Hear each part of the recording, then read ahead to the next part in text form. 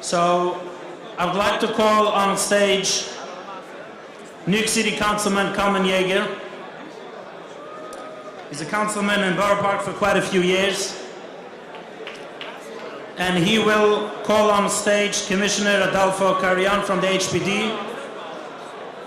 Commissioner Carrión and Councilman Yeger will have a Q&A session, which hopefully, and I'm confident actually, will be very beneficial for those who listen in. Thank you very much, Yossi. I really appreciate that, and the way you've controlled tonight's event and the quiet that you've instilled from a very talkative audience. We're all very grateful. I'm going to try to do my best to keep your attention focused here, because with due respect to Eric Ulrich, who you just heard from, my friend, who we served together in the City Council, you're hearing from one of the giants of New York City government. Not me, but the guy you're going to hear from in a little while, Adolfo Carrión Jr. And that's okay, you can applaud. I heard a couple of chatters, that's all right. He's shy and he's not at the center table, but he'll make his way up here in a few minutes, and you'll quickly learn that he's not that shy. And he's somebody who I know for a long time. We're gonna give away our ages by me telling you that, one, I'm younger than him, and two, I know him when he had hair, and three, it's over 25 years. And he is one of, as I said, New York's most incredible public servants. And it's no surprise, those of us who have paid attention to Mayor Eric Adams for the last 6 months, and those of us who know him for his time as my borough president in Brooklyn and the state senator before that, Eric Adams is a no-nonsense, get-things-done kind of guy. And so that's why he chose in his administration guys like Adolfo Carrión Jr., Eric Ulrich, and so many others who you're seeing are paying attention to the nitty-gritty of the things that hinder growth in this city. And Adolfo spent his formative time in the Bronx producing growth in a very real way as a district manager, Community Board 5, in a place, in a neighborhood that was desperately in need of a leadership to rebuild a borough that was forgotten. You know, we're on Staten Island, and often Staten Island is called the forgotten borough, but I can tell you that the Bronx was the forgotten borough. It was ignored for too long. And public servants like Adolfo Carrión, who put their life's mission into building their home, the Bronx, is what gave us the formidable public servant you're going to hear from soon. District manager, city councilman with common sense. Eric and I know what that's like. We serve in a council where there's, frankly, you know, I get in trouble for saying what's on my mind, so I'm going to do it now. You know, I serve in a council where there's not a lot of common sense. And I'm used to that, so, you know, it is what it is. And Eric was a colleague of mine for 4 years and was one of the common sensors. And 2 decades before, Adolfo Carrión was one of those common sensors. One of those people who stood up and said, this just doesn't make sense. Why are we doing this? We have to help New York grow. And it was a time when New York needed to grow. He's pro-growth, he's pro-responsible development, he is pro-New York. And that is one of the most important things we can ask for from a commissioner. And as a lifelong public servant, when he left public service and went into the private sector, and he did well, he'll tell you, he didn't need to go back to public service, but his city called, his mayor called, and he went back in. And you're gonna hear from him tonight, and without further ado, please welcome my friend, Commissioner Adolfo Carrión Jr.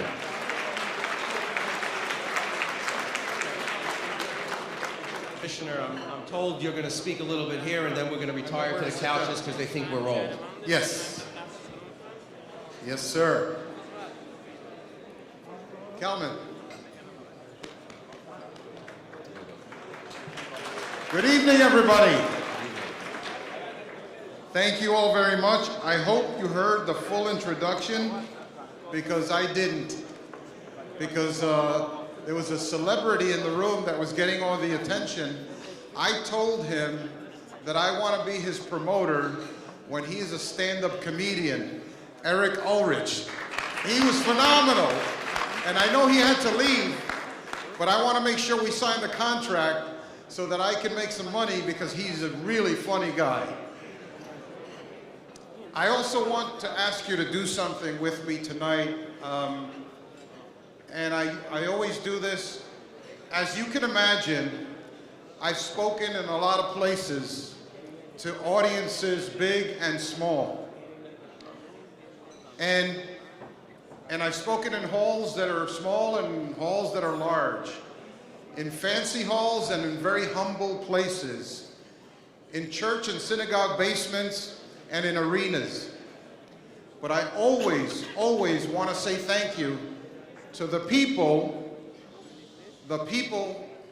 that are serving us. I want you to give a big round of applause to every server. Todos los servidores aquí, gracias por su trabajo.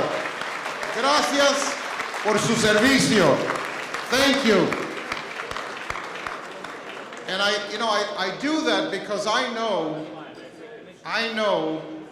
that at one point or another, our families were there too.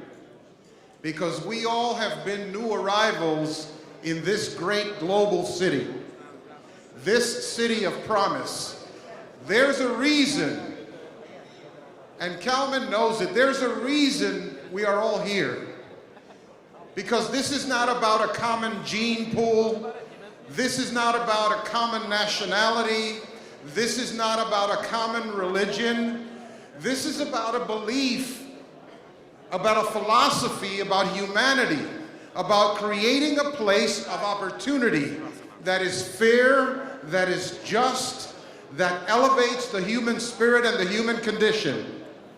And so my comments today, as commissioner of the largest municipal housing agency in the United States, and potentially the largest, I think it's the largest municipal housing agency in the world, probably. We have close to 2,500 employees at HPD, 2,500 dedicated public servants. Like Eric Ulrich said, this is a no-nonsense administration. This is a no-nonsense mayor, and we are going to fix the problems that you face, that we face, and build a stronger economy again and get out of this crisis that we're in. We're going to do it. And there will always be people, because this is about process, there will always be people who don't find it perfect. And guess what? One of those people is me. I am the commissioner of an agency that has a charge that is so important. Think about the concept for a minute, and think about the nature of this partnership. The city government, its elected officials, the city agency responsible for doing something that is a building block in this society, which is to give somebody a safe, clean, healthy home. Think about that. Our charge as partners, and we're in this together, and we have a lot of things to fix. And we just put out a housing blueprint that lays out a plan to build more new housing, affordable housing for working families, to house the homeless, to house senior citizens, to house young people, to give families an opportunity. We laid out a plan for preservation of more housing, to lend you the money that's necessary so that you can make those homes safe and healthy and sound, so that at the end of the day, and this is the real challenge for us, at the end of the day, we are keepers. We are keepers of a promise. We are keepers of a social contract that says to people around the world, if you come here, we will treat you with dignity and with respect. We will give you a home. We will sustain the environment around you so that your family can succeed and propel forward and join this economy, and you can live the fullness of your God-given humanity. That's our promise, that's our challenge, and you and I are keepers of that promise. So this partnership is critical. I will tell you very quickly, and then we're going to sit down and do a little, like, you know, TV show kind of setting. We're rebuilding HPD. We're going to continue building new. Like Eric and I, we've both been charged with improving the processes of government so we can get out of your way so you can do your job. And there are some issues that I know are, as soon as I walked in today, they started coming at me, all the issues that you're facing in this industry. I know what they are, and we're going to start to tackle them. We've been joined, thank you. We've been joined by the Deputy Commissioner for Enforcement. And I tell my troops, the hundreds of inspectors who go out there and visit buildings and properties when complaints come in, I say to them, they are also keepers of the promise. Because at the end of the day, they have to make sure that we're all doing the right thing. And the leader of that team and the person who runs that office, the Office of Enforcement, is Anne-Marie Santiago. I'm going to invite her to come up here, Deputy Commissioner Anne-Marie Santiago, and we're going to take your questions and get into some of the issues. I wanted to give you my sense of obligation to this partnership. We're going to be working together for a long time to produce a better New York City for everybody. Thank you all very much. Great to see you.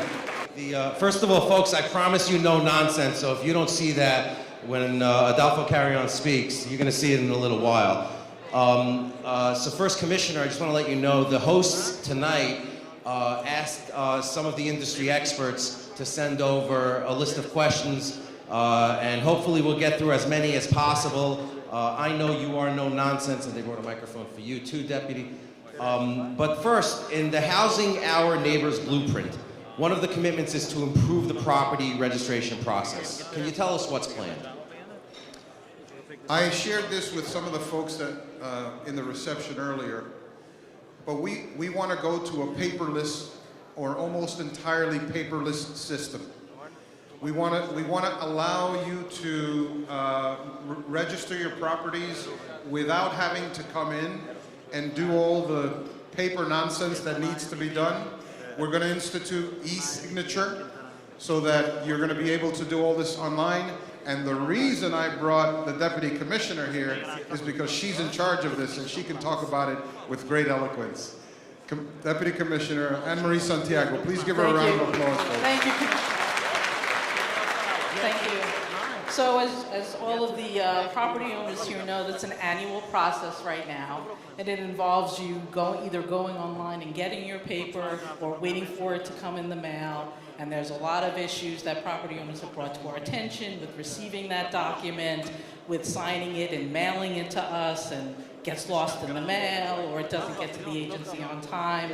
And this, I think, is crucial for both the agency and the owners, right? We want you to give us that information. We want to make sure that we can reach you when something happens at a building, or we receive a complaint, or we issue a violation. It's important to us to be able to contact you and have that dialogue open. So we really are looking carefully at the process. We welcome any other kinds of suggestions that folks have in order to improve that process. So basically, Deputy Commissioner, you're bringing HPD into the 21st century. That's absolutely right. Okay, That's and the that's idea. the no-nonsense we're talking about. Absolutely. So the next question, and people appreciate that, because we are looking for that no-nonsense administration that Eric Adams promised, and we see he's delivering. Some of these questions may actually fall more in the Deputy Commissioner's bandwagon, but they relate to violation issuance, and they kind of form around the common sense of how to fix things, move forward, get it resolved so that property managers can go back to property management and HPD can go back to focusing on the really bad actors. So one of the questions that was sent in earlier was, why are multiple violations issued for the same problem? For example, paint peeling on the east side of the room, paint peeling on the west side of the room, and that's more than one violation. Why isn't it just one collective violation? And that's just one kind of example of those things. I think I'll just say that there's two different sets, right? There's violations that are for an entire unit or an entire building, like pests, mice, and roaches, and then there are very specific in the room violations that are singular, which the Deputy Commissioner can address. Thank you, Commissioner. Yes, that's right. And for things like lead violations, if we wrote one violation for the entire apartment, unfortunately, that violation would probably be 2 pages long. For those of you who have received lead violations, it can be multiple components within a room, and so the violations are issued by room to make it easier for you when you are looking to see what needs repairs, as well as easier for us to close those rooms that are done. So if one room, something isn't quite right, and you were issued a violation per room, if we issued one violation, we'd have to leave that violation open. If we issue 4, we close the ones, they're off the record. Please, just, there we go. Thank you very much. They're off the record, and what you've done can be recognized as done, and that violation, those violations close. I mean, in essence, the idea is to also allow property owners to correct one part of the apartment and certify that, and if it's taking them time to correct another part, they're at least hit one of those targets. Okay. So, I think this falls along the same question of the common sense and how to streamline. But the question that was sent in is, if you look at many New York City properties, you'll find duplicate violations in apartments. And if a violation exists, why are new ones written when the first one is still open? Okay. It sounds like an enforcement thing, so that's Anne Marie. Absolutely. So there are a couple of reasons for that, and again, improved technology, which is one of the things that is being supported by the Adams administration, will definitely help us with that. But over time, we want to make sure that property owners have new timelines to correct. So if we don't issue a new violation, we're still stuck with the old timeline, which wasn't met. Additionally, there may be a new owner. That owner wouldn't receive notice if we didn't issue a new violation to them, because the violations issued in the past are out there, but you may not be aware of that violation.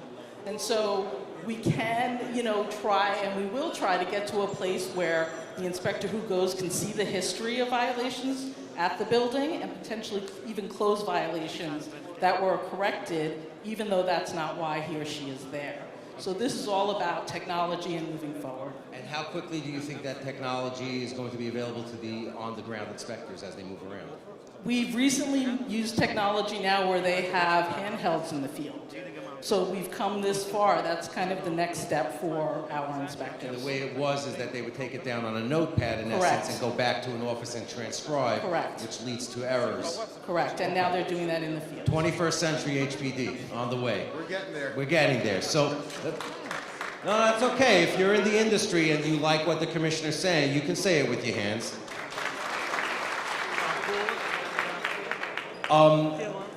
This is something that I've heard before, and I'll combine kind of 2 questions into one. There's the question that I've heard a lot of, the violations caused by tenants. No accusatory instrument here being filed, but sometimes there are bad actors in every part of society, and sometimes that's the tenant as well. And this is a 2-part, I'm combining them for time. How can a landlord deal with a violation that's caused by a tenant? For example, ripping out a smoke detector, or putting a gate on a window where the landlord says he didn't do it and can't get access to actually getting the gate off, or things like that that a tenant has done. Doing something with a door to prop it open, keep it closed. And along the same lines, what solutions does a landlord have if a violation is written in error? For example, there's no 4th room in an apartment, or there's no such number in a building. Just a technical error that's very clearly demonstrable, but you need actually somebody to take a look and say, oh wow, the inspector was wrong, or made a mistake, or just, mischaracterized something. How do you fix that? Okay, so let me deal with the second question first. So if you do have an issue where an inspector has issued a violation which is clearly wrong, folks, this is important. This is important because I know the calls that I've gotten and my colleagues in government, Assemblyman Atkinson, we get these calls from people in the industry telling us they've gotten these violations, they don't know what to do. This is the answer. The violation is clearly wrong, there's no location, the location is clearly wrong, you should email us, and we have an email address called CODEVIOS, CODEVIOS, and it is actually monitored by our Assistant Commissioner if you don't get response from our borough commissioners, our borough chiefs. And many of you know our borough chiefs and our borough office staff. You can certainly reach out to them, and we will send an inspector, or if it's on its face, it's wrong, we can administratively close a violation. So I would encourage you to use those options to get your issues resolved when it's that specific an issue to your property. So write this down. It's code VIOS@hpd.nyc.gov, and that's your go-to box. That's where you send it. Be specific. If you have to attach a copy of the violation, if you have a picture that can help out, something very specific, and it's a tool that you can use to get your case with somebody's eyes. So that brings us to the next question. What obligation does HPD have to re-inspect and clear violations after landlords verify correction? Okay. Yeah, should I go back to the, I'm sorry, so the first part of your previous question, I guess people want answers to, in terms of what tenants, if tenants cause the condition, what can they do? And unfortunately, an inspector, when he or she is there, has to issue the violation if the condition exists. And we recognize that there are, as you did, council member, appropriately, there are tenants who purposefully do damage or do damage and then call the city and we come and an inspector issues a violation. And although we recognize that, the inspector is not in the position to judge who caused the violation. This is unfortunately, from your perspective, and I understand that, an issue that has to be resolved in housing court. So I would urge all of you to keep records of the repairs that you do, the repeat repairs, especially for things like smoke detectors or gates on windows, and when you go to housing court, that is your evidence to speak to the tenants. I apologize for going back on that question. That was my fault because I went too fast, but my next question is dealing with the question of the ability for HPD to kind of go in, I guess, and I'll word it differently than the questioner from the audience gave it to us. But you know, if a property owner has actually fixed something and can demonstrate that they fixed it and cleared the violation and takes the pictures and has the bills, and then 2 days later is broken again, and you know, quickly a call goes to 311 and an inspector comes and says it's broken, repeat violation. Is there a desk at HPD where the evidence of the fix of the first violation could be sent in to say, look, we keep fixing this and it keeps breaking, what would you like us to do? Right. One of the challenges we face in terms of accepting pictures, and I know that has been raised a number of times, is once we start allowing our staff to accept pictures from owners, we have to start accepting pictures from tenants as well. And that's going to become a back and forth where there's going to be an expectation of issuing violations based on pictures, as well as removing violations based on pictures. And I think that puts the agency, that puts the owners, that puts the tenants, everyone in a very awkward position about those pictures. So the agency's position at this point, and again, with our new commissioner, we can have discussions around this, is we don't accept picture evidence. So when I said send pictures, I was wrong. I've just, It's okay. a number of people have asked me. Wrong. People have called me wrong before. Well, the picture, Not at all. The pictures should be used to litigate the issue in a court of law. Our job is simply to identify the violation and issue it if it's deemed appropriate. Okay. You know, I guess this goes to the litigation question, and this is something that I haven't seen myself, but I know that it's coming from the audience, so they've seen it. Why? The question, I guess, is why are dismissal requests withheld from landlords due to litigation? And if the violations are being litigated, what would the harm be in having them removed from the record, and if they're corrected, especially, particularly if they're in litigation, and if a landlord's able to say, look, you know, there are violations, we're correcting them, and we're certifying them, and HPD can even come down and take a look and agree that they've been certified. Why the delay? You know, I'll let the Deputy Commissioner address the technical side of this, but the common sense side of this is very challenging. It doesn't seem to make sense. As the new commissioner, charged by a new mayor to get junk out of the way and simplify process, I say this is something that needs a serious look.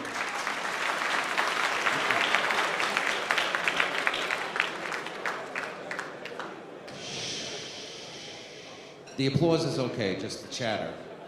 The commentary is extra. Okay. This deals with the Certificate of No Harassment program, and I'm sure you've heard a lot about it.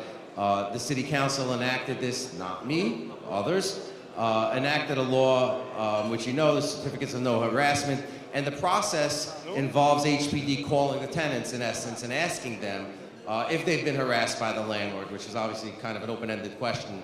Not a lot of tenants are like me who say my landlord's excellent, and most tenants will say, well, yeah, I don't like my landlord because I got to write them a check every month.